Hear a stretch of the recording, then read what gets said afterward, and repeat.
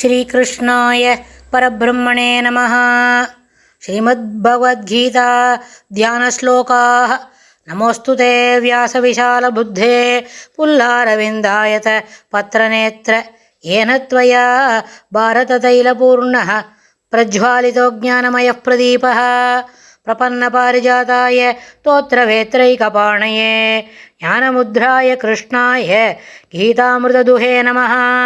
सर्वोपनिषदो गावो दोक्ता गोपालनन्दनः पार्थो वत्सत्सुधीर्भोक्ता दुक्तं गीतामृतं महत्।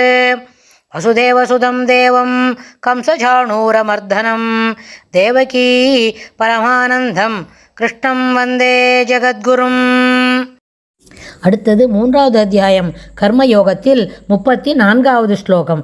இந்திரியஸ்ய இந்திரியாஸ்யார்த்தே ராகத்வேஷௌ வியவஸ்திதௌ தயோர் ந வசம் ந ஆகச்சேத் தௌ ஹ்யஸ்ய பரிபன்னினௌ. இந்திரியஸ்ய இந்திரியாஸ்யார்த்தே ராகத்வேஷௌ வியவஸ்திதௌ தயோர் ந வசம் ந ஆகச்சேத் தௌ ஹ்யஸ்ய பரிபன்னினௌ. இந்த ஸ்லோகத்தில் பெருமாள் என்ன சொல்கிறார்? இந்திரியஸ்ய அப்படின்னு ஒவ்வொரு இந்திரியங்களும் என்ன இருக்குது? மெய், வாய், கண், மூக்கு, செவி. இந்த ஒரு இந்திரியங்களும் அதுக்குன்னு ஒரு விஷயம் இருக்குது, அதுக்குன்னு ஒரு செயல்பாடு இருக்குது. கண்ணு பார்க்கும், ஒளிக்கு ரிலேட்டடாக இருக்கிற எல்லா செயல்களையும் பார்க்கும், புரிஞ்சிக்கும். ஆனால் அதால் அந்த இந்திரியத்தால் கேட்க முடியாது.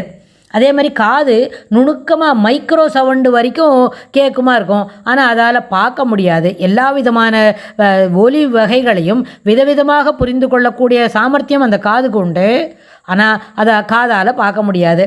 அதே மாதிரி கண்ணு பார்க்கும், காது கேட்கும் அப்படின்னு சொன்னால் வாய் நன்னா பேசும், அது பார்க்கவோ கேட்கவோ செய்யாது. பேசும், நன்னா பேசும், விதவிதமாக பேசும், தப்பாக பேசும், ரொம்ப சரியாக பேசும், இல்லைன்னா எடுத்தறிஞ்சு பேசும், அமைதியாக பேசும், இல்லைன்னா அமெரிக்கையாக பேசும், எல்லாமே செய்யும். ஆனால் அது பேசும்பொழுது அந்த பேசுகிற சக்திக்குனால கேட்கவோ பார்க்கவோ முடியாது. ஒவ்வொரு விஷயத்திலும் ராகத்வேஷோ, அது அப்படிலாம் பார்க்குறது, பேசுறது, என்ன கேட்டுக்கிறதுன்னு சொன்னால் அதில் விருப்பு வெறுப்போ சேர்ந்துருக்கும். விருப்பத்தோடு சில விஷயங்களை பேசுவோம், எல்லாமே நம்ம விருப்பத்துக்கு ஏற்ப இருக்கா மாதிரி அதை ஜோடனை பண்ணியும் பேசுவோம். சில சமயம் வெறுப்புன்னு சொன்னால் இல்லாத விஷயங்களை சேர்த்து வச்சும் பேசுவோம். அதில் பொய் கலந்த மெய் இருக்கும். மெய் போல தெரியுமா, மக்களே போல்வர் கயவர் அப்படின்னு வள்ளுவர் சொன்ன மாதிரி பொய்யே போல மெய் அப்படின்னு சொல்லியிருப்போம். சில மெய்யையே பொய் போலவும் அதை ஒரு அசரத்தியாக அதை கம்யூனிகேட் பண்ணுவாங்க. அதனால் ராகத்வேஷம், இதில் விருப்பு வெறுப்பு என்கின்ற 2 சப்ஸ்டான்ஸையும் சேர்த்து செய்யக்கூடிய செயல்களிலையும் அதில் வித்தியாசமாக இருக்கும், அஸ்ரத்தியாக செய்வா. அப்புறம் அதே மாதிரி சொல்லக்கூடிய வார்த்தைகளிலும் அஸ்ரத்தியாக இருக்கும், சில விஷயங்களை சரியாக சொல்ல முடியாது போகவும் இல்லை, அப்படி அதுக்கு போகிற மாதிரி தன்னை தயார்படுத்திப்பாங்க. அதனால் விருப்பு வெறுப்புகள் என்கிறது உள்ளே நுழைகிறது. நம்மளுடைய இந்த விருப்பு வெறுப்பு என்கின்ற எண்ண ஓட்டங்கள், அந்த மனப்பான்மை, நம்ம சொல்லக்கூடிய செயல்கள், சொல்லக்கூடிய வார்த்தைகள், அப்புறம் கேட்கக்கூடிய வார்த்தைகள், பேசக்கூடிய வார்த்தைகள், இதை மனம், மொழி, மெய் அப்படின்னு சொல்கிறல, மனோவாக்காயம், இது 2த்துலேயும் இது 3த்துலேயும் அது என்ன பண்ணுறது? அது உள்ளே நுழையிறது. எது? விருப்பு வெறுப்பு என்கிறது. அதனால் அந்த விருப்புக்கு ஏற்ப மனம் இருக்கிறது, விருப்பத்திற்கு ஏற்ப மொழி நடக்கிறது, விருப்பத்திற்கேகவே நம்முடைய உடல் செயல்பாடுகளும் இருக்கிறது. மனம், மொழி, மெய் என்பது விருப்பு. இது 3 ஸ்டேட்மெண்ட்டும் வெறுப்புக்கு ஏற்பவும் நடக்கிறது. வெறுப்பு நம்மகிட்ட குடிக்கொண்டு இருக்கிறது அப்படின்னு சொன்னால் அதற்கேற்ப மனம், அதற்கேற்ப மொழி, அதற்கேற்ப மெய், அதாவது உடலும் அதற்காக. மொழி என்பது என்ன? பேச்சு. நம்மளுக்கு வெறுப்பு மனசில் இருக்குதுன்னு சொன்னால் எல்லாத்தையும் ஒரு உதாசீனப்படுத்தி பேசுகிறோம். அதனால் அதுபோல் இங்கே என்ன சொல்கிறார்? இந்த விருப்பு வெறுப்பு எல்லாமே வியவஸ்திதோ, உள்ள புகுந்து நிற்கிறது. மேலும் தயோகோ, அவற்றின் வசம், அவற்றின் கைப்பாவையாக நான் ஆகச்சேத், அது என்ன பண்ணக்கூடாது? விருப்பு வெறுப்பு என்கின்ற அந்த சப்ஜெக்டிவ் ஃபீலிங்ஸ்க்கு ஏற்ப நம்முடைய செயல்பாடுகள் உள்ளே செல்லுதலும் அதற்கேற்ப செயல்படுதலும் ஒருபொழுதும் கூடாது. மேலும் அவை நிச்சயமாக இவனுக்கு நேர் விரோதிகள். நம்மளுடைய விருப்பு வெறுப்புக்கு முக்கியத்துவம் கொடுத்து அதற்கேற்ப நம்முடைய செயல்பாடுகளை செய்ய துவங்கினால் அது நம்மளுக்கு விரோதமாக எதிர்மறையான பயனை அளிக்கக்கூடியதாக அமைந்துவிடும். அதனால் என்ன செய்யக்கூடாது? விருப்பு வெறுப்புக்கு முக்கியத்துவம் கொடுக்கக்கூடாது. அப்போ முன்னாடி ஸ்லோகத்தில் என்ன சொன்னார்?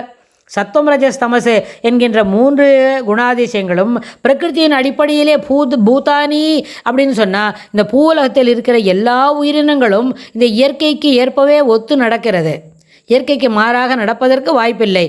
தெரியுமா, சத்துவகுணம் மேலோங்கி இருக்கிறது, தாமச குணம் மேலோங்கி இருக்கிறது, சில சமயத்தில் ராஜசம் மேலோங்கி இருக்கிறது. அப்படின்னு சொன்னால் அந்த தாமச குணம் மேலோங்கி இருக்கும் பொழுது ஒரு பெருமாளுக்காக சிலதெல்லாம் பண்ணி வச்சுக்கணும். கடைக்கு போய் பூ பழம் வாங்கிட்டு வந்துரு, அப்புறம் பெருமாளுக்கு என்ன எதனா காய்கறி ஓணுன்னா பெருமாளுக்கு ஓணுன்றதெல்லாம் வாங்கிட்டு வா அப்படின்னு சொல்லி நம்ம சொல்ல துவங்கினா, இப்போ ரொம்ப ராத்திரி 8:30 மணிக்கு வேணுமா, கார்த்தால தானே வேணும் அப்படின்னு சொல்லிட்டு தானும் போகாமல் கார்த்தால 8:30 மணிக்கு எழுந்து இந்த வேலைகளை சுறுசுறுப்பாக செய்யறதுக்கும் மனம் இல்லாமல் இருக்கும் பொழுது அப்போ என்ன செய்யறது? மனம் அதற்கு ஒற்று போகவில்லை, போராத குறைக்கு சரீரமும் இடம் கொடுக்கல அப்படின்னு சொன்னால் அது மனம் போகிறதுக்கு இடம் இருந்தால் சரீரம் நடக்கலைன்னு கூட மொள்ள நடந்து போகலாம். ஆனால் மனம் அதற்கு செயல்படுவதற்கு என்ன பண்ணல, இயற்கைக்கு ஏற்ப ஒத்து நடப்பதற்கு முயற்சி செய்யாததால் அந்த வேலை அப்படியே நின்று போகிறது. அதனால் இவை அனைத்தும் இதுபோல் எண்ண ஓட்டங்கள் அனைத்தும் என்ன பண்ணுவது, வாழ்வியல் முறைக்கு மிகவும் ஒரு தனிமனிதனுக்கு இவை நேர் விரோதிகள், எதிர்மறையான விளைவுகளையே ஏற்படுத்தும் அப்படின்னு சொல்கிறார். அதாவது ஒரு தவளை எப்படி எங்கே வேணால் குதிக்கலாம், பாம்புக்கு முன்னாடி கூட குதிக்கலாம். ஆனால் அது என்ன பண்ண முடியாது, அதை பாம்பு சாப்பிட்றதுக்கு முன்னே அது தப்பிச்சுட்டு போகிறதுக்கு தெரிஞ்சுக்கணும். அது எப்படி என்ன வேணும், அதை விழுங்காமல் பார்த்துக்கணும். அது எப்படி சாதாரணமாக ஒரு கடினமான காரியம், ஆனால் என்ன பண்ணக்கூடாது, அதற்கு முக்கியத்துவம் கொடுக்கல. அதனால் என்ன பண்ணலாம், அதை பாம்புக்கு முன்னாடி டான்ஸ் ஆடுறத தள்ளிட்டு போயிடலாம். இல்லாட்டி போனால் அங்கே பாம்பு இருக்கிறதே தெரியாமல் அந்த தவளையை தனிப்பட்ட முறையில் போக சொல்லிவிடலாம். அதே மாதிரி ஜலத்தில் நம்ம போகும்பொழுது நம்ம படகுல உட்காந்துக்கலாம். ஆனால் நம்மள கூட ஜலம் படகுக்குள்ளே வந்துருத்தோன்னா அந்த பயணமே என்ன பண்ணாது, சரியான விதத்தில் நடத்தி செல்ல முடியாது. ஏன்னா பயணம் ஜலத்து மேலே படகு போயிட்டே இருந்தால் நம்ம என்ன பண்ணலாம், துடுப்பை போட்டு தள்ளிக்கிண்டே முன்னாடி போகலாம். காற்றுக்கு ஏற்ப விசையை காற்றின் விசைக்கு ஏற்ப அந்த படகை என்ன பண்ணலாம், துடுப்பு போட்டு தள்ளிட்டு போகலாம். ஆனால் படகுக்குள்ளே ஜலம் வந்துட்டுனா நீ எந்த துடுப்பு போட்டாலும் அது போகாது, காற்று விசைக்கு ஏற்ப நகருவதற்கு வாய்ப்பு இல்லை, மாறாக அது மூழ்கிவிடும் இல்லையா. ஜலம் முள்ள ஏறிண்டே வந்ததுன்னா அது மூழ்கிவிடும். அதுபோல் படகுக்குள்ளே தண்ணீர் வரக்கூடாது, பாம்புக்கு முன்னே தவளை டான்ஸ் ஆடக்கூடாது அப்படின்னு சொன்னால் வாழ்க்கை என்கின்ற இந்த ஆற்றின் இழுப்பு இருக்கே, அது எப்படியெல்லாம் இழுக்கிறது அப்படின்றத யோசித்து அந்த உள்வினை என்ன பண்ணும், சுழிகளும் பாறைகளும் ராகத்வேஷங்கள் அவைகளிடம் இருந்து அகப்படாமல் என்ன பண்ணணும், ஸ்வதர்மம் என்கின்ற படகில் ஏறி இறைவனுடைய திருவடியை நோக்கி பயணிக்க வேண்டும். இந்த ஒரு கருத்து. சாதாரண ராகத்வேஷங்கள் விருப்பு வெறுப்பு என்கின்ற செயல்பாடுகள் என்ன பண்ணுறது, ஒரு படகுல போகும்போது பாறை சுழல் அப்புறம் நிறைய அந்த மீனெல்லாம் இந்த படகை பிடிக்கும் அப்படின்னு சொன்னால் அதெல்லாம் வாழ்க்கை என்ற பயணத்தில் வரக்கூடிய இடையூறுகள். ஆனால் அதில் என்ன பண்ணணும், இதை எல்லாவற்றையும் தாண்டி மனம் என்கின்ற என்ன பண்ணணும், அது இறைவனுடைய திருவாடி வாரத்தையே நோக்கி தியானித்து கொண்டிருந்தால், இறைவனுடைய திருவடி வாரத்தையே நம்பி என்ன பண்ணணும், எப்பொழுதும் ஜபித்து கொண்டிருந்தால், அவனுடைய திருநாமங்களையே ஜபித்து கொண்டிருந்தால், திருவடி வாரத்தில் நான் மாறாத எண்ண ஓட்டங்களுடன் இருந்தால் அதுவே நம்மளுக்கு என்ன பண்ணோம், ஒரு திசை காட்டு கருவி போல இந்த படகை வாழ்க்கை என்கின்ற பயணத்தை நடத்தி கொடுக்கிற இந்த படகை சரியான திசை நோக்கி இட்டு சென்று இறைவனுடைய திருவடி வாரத்தில் என்ன பண்ணோம், பத்திரமாக சேர்க்கும். இது என்னது, பெருமாள் என்ன சொன்னார், இந்திரியஸ்ய அப்படின்னு சொல்லும்பொழுது ஒரு இந்திரியங்களும் தன் போர்க்குக்கு இந்த வாழ்க்கை என்கின்ற பயணத்தை இழுக்கும் பொழுது இறைவனுடைய திருநாமமும் இறைவனுடைய திருவடி துணையும் அதற்கு உதவியாக இருக்கும், அதிலிருந்து மீண்டு வருவதற்கு அப்படின்னு பெருமாள் இந்த ஸ்லோகத்தில் சொல்லி கொடுக்குறார். மேலும் தனக்கு ஏற்பட்ட கர்மாவை செய்கையில் இந்திரியங்களுக்கும் விஷயங்களுக்கும் கூடுதலும் பிரிதலும் எப்பொழுதும் ஏற்படும். எந்த விதத்திலும் எந்த பிராணியிடத்தும் வெறுப்பு இது எல்லாமே நடக்கும். ஆனால் எந்த பிராணியிடத்திலும் வெறுப்பும் இல்லை. மேலும் வெற்றி தோல்வியிலும் லாப நஷ்டத்திலும் ஒரே போன்ற மனப்பான்மை, மேலும் சமநோக்குடன் நிற்றலே யோகிக்கு சிறந்த துணை. விருப்பும் வெறுப்புமே பெரும் பகை. எல்லாவற்றிலும் எது வருகிறதோ, what is in the plate, you should be happy with that. எது நம்மக்கிட்ட இல்லையோ அதற்காக ஒரு தேடுதலோ புரிதலோ இல்லாமல் இருக்கிறதுல நம்பிக்கையுடனும் சிறப்பாகனுடனும் இருக்க வேண்டும். அந்த இருப்பதில் சிறப்பாக இருக்க வேண்டும், இருப்பதில் நம்பிக்கையோடு இருக்க வேண்டும் சொன்னால், தட் இஸ் எங்கேயான ஒரு பசுமையான புல் கிடைக்கும்னு போயிட்டே இருந்தால் அது நம்ம இருக்கிற வேண்டிய பயண தூரம் ரொம்ப தாண்டி போயிடும். எங்கேக்குள்ளே இருக்கணுமோ ஒரு விதின் த ரேஞ்ச் அதுக்குள்ளே வச்சுட்டு அதான் அந்த சரியாக போகும். இப்போ இதுக்கு இந்த பசு எல்லாம் மேய்க்கிறானே, அவன் தினமும் அந்த பசுவுக்கு ஒரு இடம் வரைக்கும் காமிச்சு கொடுப்பான். இதை தாண்டி போகாத, இங்கேயே சுட்டுப்பிடி வா அப்படின்னு சொல்லி கொடுத்தா அவனுடைய வார்த்தைகள் அந்த பசு என்ன பண்ணும், அதுக்கு கட்டுப்பட்டு அந்த இடத்துல அந்த மேய்ச்சல் நிலத்தில் மட்டும்தான் இருக்கும். அது ஒன்று மாத்திரம் நிறைய புல்லை தேடிக்கிண்டு போய்கிண்டே இருந்தால் அந்த ஒரு பசுவை தேடி கண்டுபிடிச்சின்னு கடைசியாக கூட்டின்னு வருது வழி மாறி போயிடும். சிலப்போ நேரம் ஆகிடும், அது கூட்டின்னு வர முடியாது.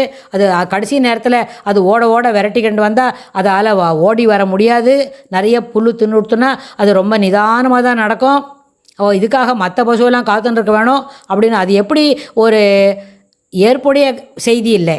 ஒரு கட்டுப்பாட்டோட பசு மேய்க்கிறதானா கூட கட்டுப்பாட்டோடு இருக்கணும். ரொம்ப தூரம் அதை அழிச்சுன்னு போகக்கூடாது. அப்படின்னா திரும்பி நேரத்துக்கு திரும்பி வர துவங்கணும். அப்படின்னு சாயரட்சைக்கு முன்னாடி திரும்ப துவங்கினா தான் சாயரட்சை முடியறதுக்குள்ளே வீட்டுக்கு வர முடியும். அதனுடைய தொழுவத்தில் அதை கொண்டு கட்டிட முடியும். அது எப்படி சாதாரண உலகியல் வாழ்க்கைக்கு ஏற்பான ஒரு செய்தியோ அதுபோல் என்ன செய்யணும், நம்ம ரொம்ப தூரம் பயணிக்காமல் அந்த விருப்பு வெறுப்பு என்கின்ற அடையாளங்களை விட்டு வெளியில் வரும்பொழுது அது என்ன பெரும் பகை. விருப்பமாக பட்டு போயிட்டே இருந்தால் அது என்ன மறுபடியும் கோல் அச்சீவ் பண்ண முடியாது. வெறுப்பு எங்கேயும் போக இஷ்டம் இல்லை அப்படின்னா எதுவுமே கிடைக்காது. ஸோ அது இவை ரெண்டையும் என்ன நீக்கிவிட்டு இறைவனுடைய திருவடி வாரத்தில் என்ன பண்ணோம், அசையாத பக்தியை கொண்டு வாழ்க்கை என்கின்ற பயணத்தை நடத்தி கொள்ள வேண்டும் அப்படின்னு பெருமாள் இந்த ஸ்லோகத்தில் சொல்லிக் கொடுக்குறார். அடுத்த ஸ்லோகத்தில் இன்னும் என்ன சொல்கிறார் அப்படின்னு நம்ம பார்க்கலாம். ஸ்ரீகிருஷ்ணாய துப்யம் நமஹ.